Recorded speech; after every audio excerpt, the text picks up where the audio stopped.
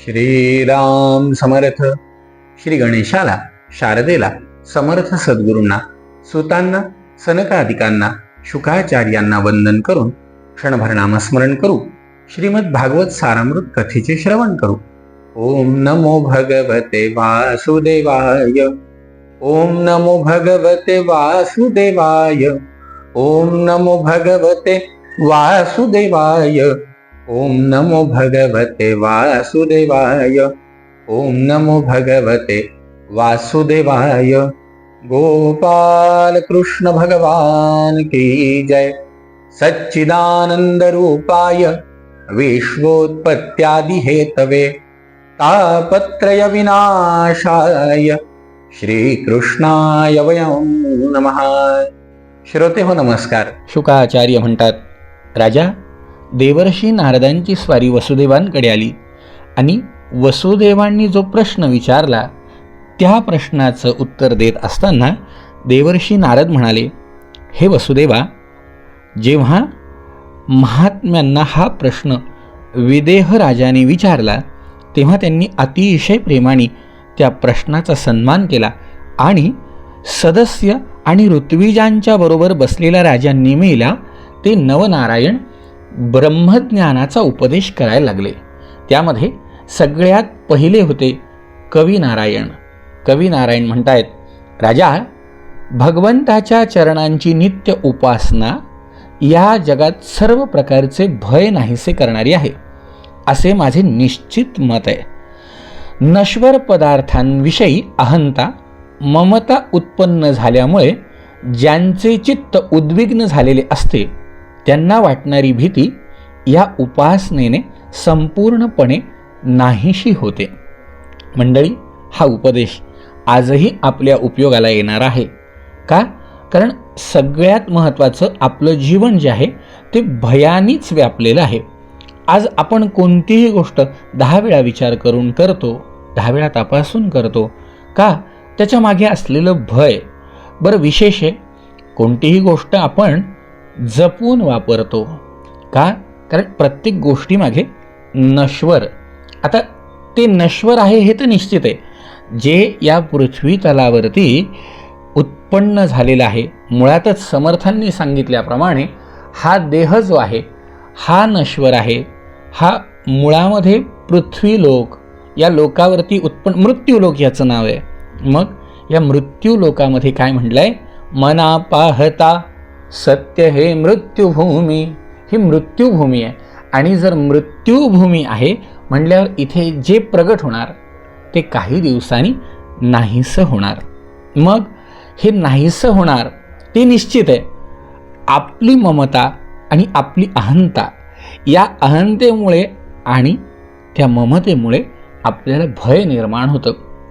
ते भय जाण्यासाठी सगळ्यात महत्त्वाचं काय आहे तर भगवंताच्या चरणांची नित्य उपासना. अज्ञानी लोकांना सुद्धा अगदी सहजपणे साक्षात आपल्या प्राप्तीचे जे उपाय भगवंतांनी सांगितले आहेत तेच भागवत धर्म आहेत असं समज.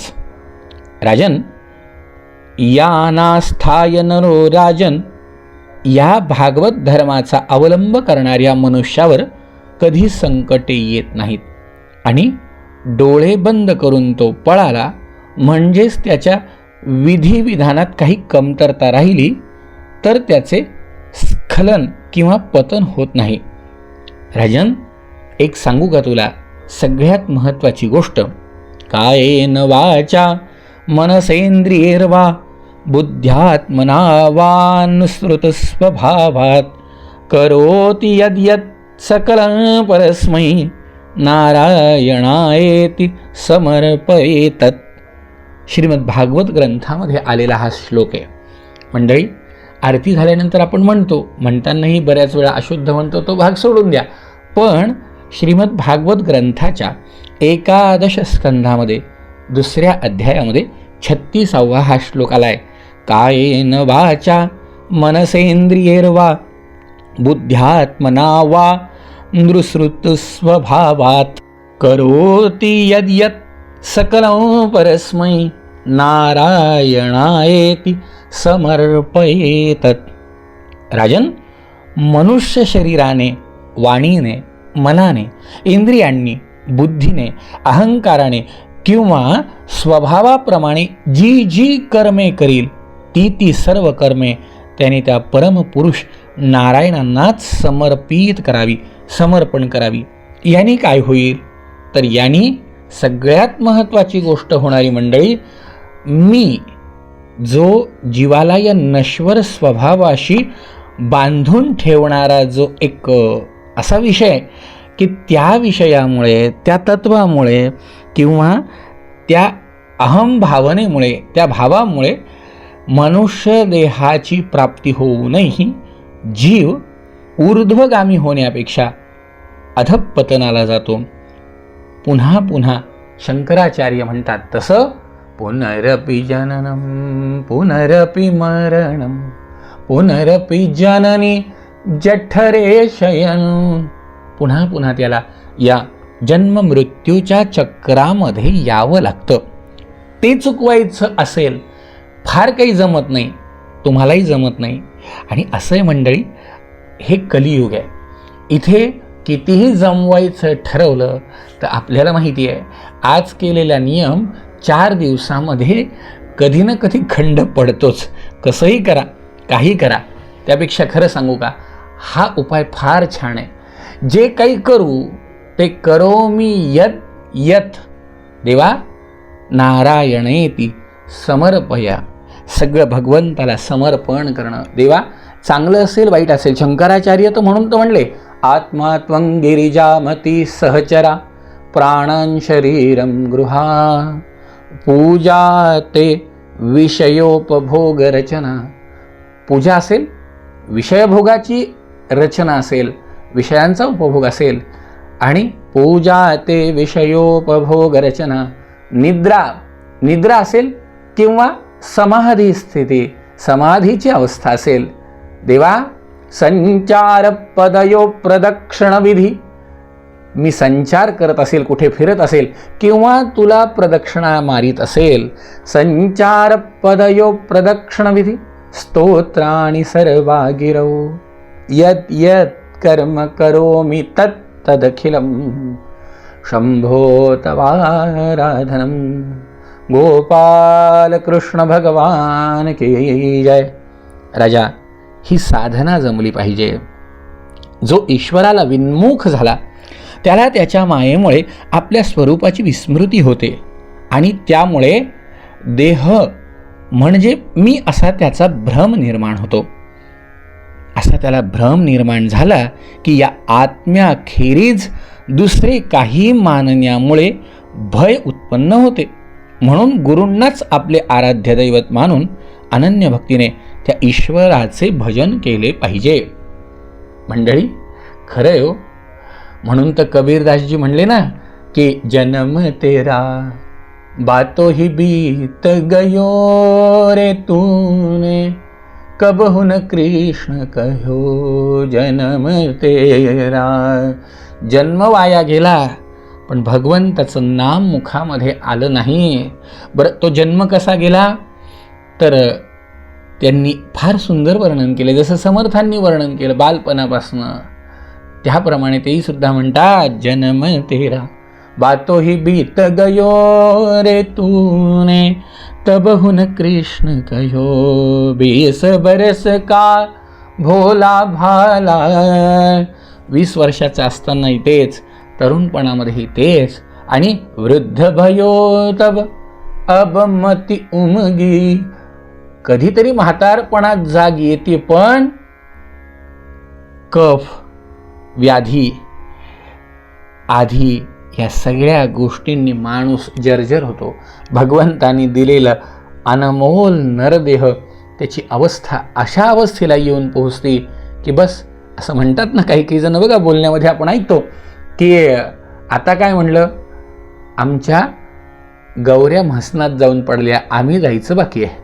याचा अर्थ काय की तिथे सगळी तयारी झाली आहे, आता आम्ही गेलो की बस त्या गौऱ्यांचा उपयोग करायचा आणि आमचा शेवट करायचा आहे. पण मंडळी, समर्थ म्हणतात असं आयुष्य निघून जाईल, आणि असं आयुष्य निघून जाऊन हाती काय लागेल. म्हणून तर समर्थांनी तर सुंदर उपदेश केला. समर्थ म्हणतात, सावध सावधान, वाचे बोला राम राम, सावध सावधान. सावध व्हा. कधी सावध व्हा? 10 वर्षे बालपण, 20 वर्षे तारुण्य, अंगी संचरला मदन, मग कैसे राम राम, सावध सावधान. असं करत समर्थांनी आपल्याला माहिती आहे 20चं लिहिलं, 30चं लिहिलं, 40 वर्षात काय होतं, 50व्या वर्षी काय होतं, 60व्या वर्षी होतं काय. करता करता 100 वर्षापर्यंत माणूस जातो. शतमान पुरुष झाला परिवाया गेला. म्हणून तर समर्थ म्हणतात रामदास याची बोला, वेगी सावध जाहला, सावध सावधान. सावध व्हा. का? कारण जे उद्या करू म्हणतात त्यांच्याकडनं फार काही होईल हे अपेक्षित नाही. कबीरदासजींना म्हणून तर अपेक्षित काय? कल करे सो आज कर, आज करे सो अब. ते म्हणतात उद्या करायचं तर आज कर, तू आज करणार होता तर आत्ता कर.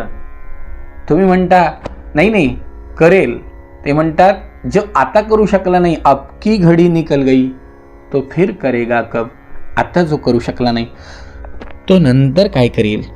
राजन, हा द्वैत प्रपंच नसतानाही त्याची कल्पना करणाऱ्याला तो भासतो. ज्याप्रमाणे स्वप्नामध्ये स्वप्न पाहणाऱ्याच्या कल्पनेमुळे किंवा जागेपणी निरनिराळ्या मनोरथांमुळे एक विलक्षण सृष्टी दिसू लागते, त्याप्रमाणे हा मनामध्ये भास निर्माण करून या सगळ्या कर्मबंधनात अडकतो. म्हणून विवेकी पुरुषाने संसारातील कर्मासंबंधी संकल्प विकल्प करणाऱ्या मनाला आवरलं पाहिजे. त्यामुळे त्याचे भय नाहीसे होते. कारण हे सगळं कल्पनेचंच आहे ना. मला सांगा, आजपर्यंत आपण जे काही केलं ते कल्पनेतूनच केलं. बरं, विशेष म्हणजे कल्पनेतून साकार झालेलं टिकलं किती? कुणाचं टिकलं? हां, असं तर म्हणलंय ना की याद रख सिकंदर के हौसले तो आली थे, जब गया था दुनिया से दोनों हात खाली थे. असं अनेक जणांनी कल्पना केली की सगळं विश्व माझं करायचं.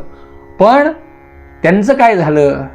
हां, जेव्हा तो निघून गेला तेव्हा दोन्ही हात त्याचे उघडे होते.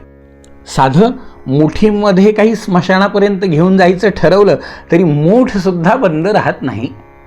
मग अरे, त्यांचे मनामध्ये एवढे मोठे मोठे विचार होते, ते विचारसुद्धा धुळीला मिळाले. आणि जे कालपर्यंत आपली मान वर करून चालत होते, तर त्या गाण्यात म्हणले ना की शम्मा तक नहीं जलती आज उनकी तुरबत पर. आज एवढा विश्वविजेता म्हणून ज्याची जीवनामध्ये ख्याती करायची इच्छा होती आणि त्यांनी ती बऱ्यापैकी पूर्णही केली होती, तर आज त्याच्या त्या कबरीवरती कुणी दिवासुद्धा लावायला जात नाही. का? याचं कारण आहे की हा सगळा कल्पनेचा विस्तार आहे. राजन, म्हणून शृण्वन् सुभद्राणि रथांग पाणी, जन्मानि कर्माणि चयानि लोके, गीतानि नामानि तदर्थकानि, गायन विलज्जो विचरेद संगः. भगवंताच्या जन्माच्या आणि लीलांच्या पुष्कळशा मंगलमय कथा या जगामध्ये प्रसिद्ध आहेत. त्या ऐकाव्या, त्या गाव्या, त्याच्याविषयीची नामं, त्याच्याविषयीची स्तोत्र संकोच सोडून गात राहावी. शिवाय प्रपंचामध्ये आसक्त न होता सर्व व्यवहार करत राहावे. राजा, जो हे व्रत घेतो त्याच्या हृदयात आपल्या प्रियतम प्रभूंच्या नामसंकीर्तनाने प्रेमाचा अंकुर उगवतो. त्याचे चित्त द्रवते. तो वेड्याप्रमाणे कधी खदखदून हसतो तर कधी मोठ्याने रडू लागतो. कधी मोठ्याने भगवंतांना हाका मारतो तर कधी त्यांच्या गुणांचे गायन करू लागतो. कधी कधी तो नाचतो सुद्धा. अशा वेळी त्याला लोकांची मुळीही पर्वा उरत नाही. आणि आकाश, वायू, अग्नी, पाणी, पृथ्वी, ग्रह, नक्षत्र, प्राणी, दिशा, वृक्ष, वनस्पती, नद्या, समुद्र हे सगळं इतकंच काय, सारं चराचर भगवंताचं शरीर समजून त्याला अनन्य भावाने तो नमस्कार करतो आणि केला पाहिजे. जसं जेवणाऱ्याला प्रत्येक घासाबरोबर तृप्ती, जीवनशक्ती आणि भूक नाहीशी होणे असे 3 फायदे होतात, एकाच वेळी होतात. जेवण एकदा सुरू असतं, पण त्या घासाबरोबर काय होतं? तृप्तता वाढायला लागती, जीवनाला शक्ती मिळायला लागती आणि भूक नाहीशी व्हायला लागती. हे 3 फायदे जसे आहेत त्याप्रमाणे जो मनुष्य भगवंतांना शरण जातो त्याला भगवंताबद्दल प्रेम, त्याच्या स्वरूपाचा अनुभव आणि इतर सर्व वस्तूंविषयी वैराग्य अशा 3ही गोष्टींची एकाच वेळी प्राप्ती होते. राजन, अशा प्रकारे जो भक्त निरंतर भगवंताचे भजन करतो त्याला भगवंताविषयी भक्ती, संसाराबद्दल वैराग्य आणि भगवंताच्या स्वरूपाचं ज्ञान प्राप्त होतं आणि तेव्हा तो परमशांतीचा प्रत्यक्ष अनुभव घेऊ लागतो. हे ऐकल्यावरती राजांनी कवी महाराजांना नमस्कार केला आणि आता राजाची स्वारी हरिनारायणांसमोर वळाली आणि राजाने दिव्य प्रश्न हरिनारायणांसमोर विचारला. तो काय आणि कसा उद्याच्या भागामध्ये श्रवण करू. जय जय रघुवीर समर्थ.